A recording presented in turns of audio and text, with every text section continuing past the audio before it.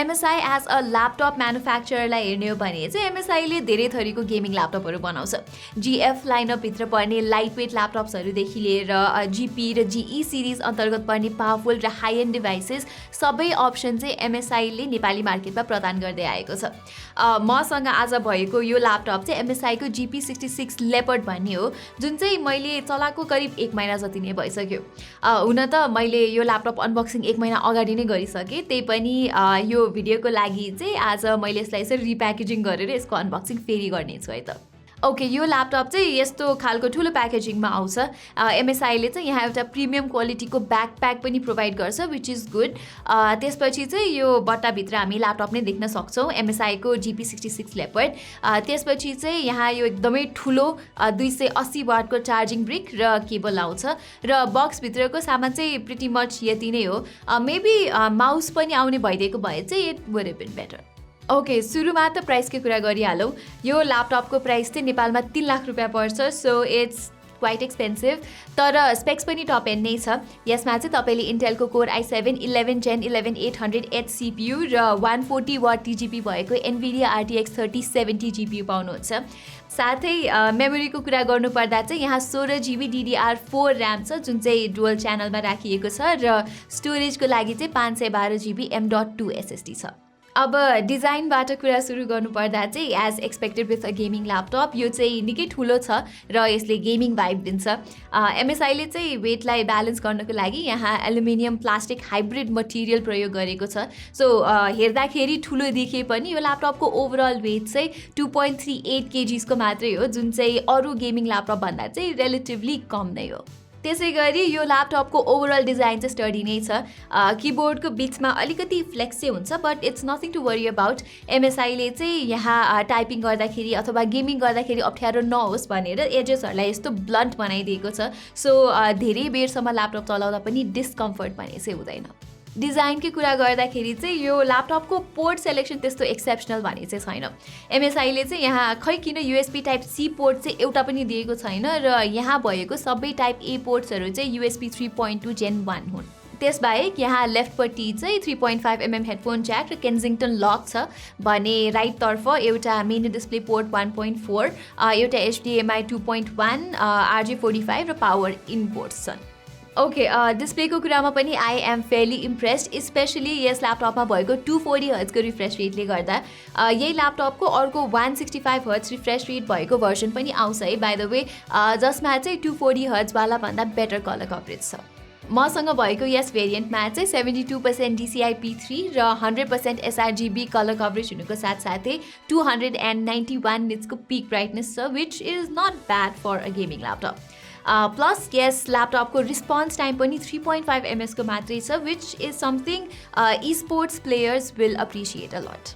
डिस्प्लेको core quality चाहिँ राम्रो नै छ, अलिकति स्याचुरेसन चाहिँ बढी छ र लेफ्ट एजमा हल्का स्क्रिन ब्लिडिङ चाहिँ हुन्छ, तर it's nothing alarming. Moving on, as always MSIले स्टिल सिरिजसँग पार्टनर गरेर GP66 Leopardमा पर की RGB किबोर्ड दिएको छ, तर यो किबोर्डको ब्याकलाइटिङ चाहिँ अलिकति वेल इम्प्लिमेन्टेड नभएको मलाई महसुस भयो।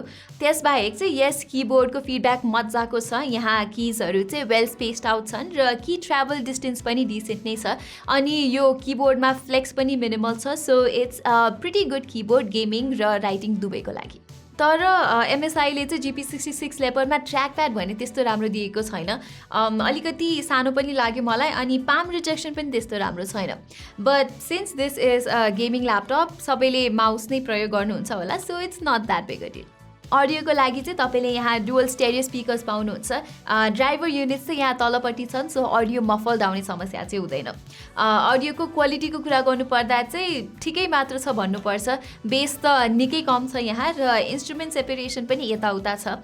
प्लस अडियो चाहिँ मैले सोचेको जतिको लाउड पनि छैन। मैले चाहिँ नाहिमिक एपको मद्दतले चाहिँ इक्वलाइजर सेटिङ्सहरूलाई ट्विक गरेर हेर्दाखेरि साउन्ड अलिकति बेटर भएको पाएँ। ओके, अब चाहिँ MSI GP66 Leopardको पर्फर्मेन्सको बारेमा कुरा गरौँ। लकिली यहाँ चाहिँ दुवै ऱ्याम र स्टोरेज इजिली अपग्रेडेबल छन्। यहाँ चाहिँ दुईवटा सोडियम स्लट्स छन् that can take up to 64 GB DDR4 RAM along side दुईवटा M.2 NVMe स्लट्स, जुन मध्ये एउटा चाहिँ PCIe Gen 3 हो भने अर्को चाहिँ PCIe Gen 4 हो। वायरलेस कनेक्टिभिटीको लागि चाहिँ MSIले यहाँ Wi-Fi 6E र Bluetooth 5.2 प्रोभाइड गरेको छ। साथै यहाँ CPU र GPUबाट हिट डेसिपेट गर्नको लागि चाहिँ टोटलमा 6 वटा हिट पाइप्स छन्। बाहिरबाट हेर्दा भने तपाईँले एक्जस्ट साइडमा र पछाडि भएको भेटाउनुहुन्छ भने एयर इन्टेक भेन्ट्स चाहिँ बटममा रहेका छन्। एनिवे यो ल्यापटपमा भएको पावरफुल हार्डवेयरले गर्दा चाहिँ यसको पर्फर्मेन्स निकै तगडा छ। नर्मल काम गर्दा इभन साइलेन्ट प्रोफाइलमा पनि यो ल्यापटप फरर नै चल्छ। मेरो युसेजमा चाहिँ मैले 15-20 वटा क्रोम ट्याब्सहरू खोलेर जुम मिटिङ्स अटेन्ड गर्दै लिब्रे अफिस र फोटोसप सँगै खोल्दाखेरि पनि यो ल्यापटपले मजाले ह्यान्डल गरेको पाएँ। त्यसै गरी गेमिङ एस्पेक्टमा पनि I got really good results. Cyberpunk 2077 highest settings र रे ट्रेसिङलाई अल्ट्रामा राखेर खेल्दाखेरि मैले 38 देखि 42 FPS पाएको थिएँ एभरेजमा। रे ट्रेसिङलाई चाहिँ मिडियममा राख्ने हो भने चाहिँ तपाईँले you can get like 46 to 51 FPS। Likewise control भन्ने गेम म्याक्स सेटिङ्समा खेल्दा 60 FPS मजाले अचिभ गर्न सक्छ र GTA 5मा चाहिँ म्याक्स सेटिङमै 90 FPS मजाले दिन्छ यो ल्यापटपले। CSGO जस्तो लेस डिमान्डिङ गेमले त झन् 240 हर्ट्ज रिफ्रेस रेटलाई फुल्ली युटिलाइज गर्छ र यो गेममा चाहिँ मजाले 257 देखि 270 FPS पाएको थिएँ मैले एभरेजमा। भ्यालोरेन्ट पनि हाई सेटिङ्समा रफली 180 FPS मा मजाले चल्छ यो ल्यापटपमा। ओके, गेमिङ त भइहाल्यो। म चाहिँ यो ल्यापटपको कुलिङ मेकानिजमबाट पनि निकै इम्प्रेस छु।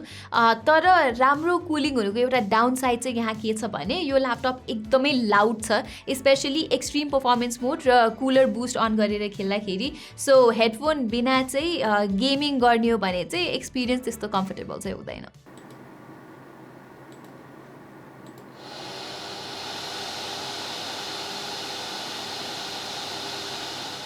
लास्टली ब्याट्री फ्रन्टमा चाहिँ GP66 इज प्रिटी एभरेज।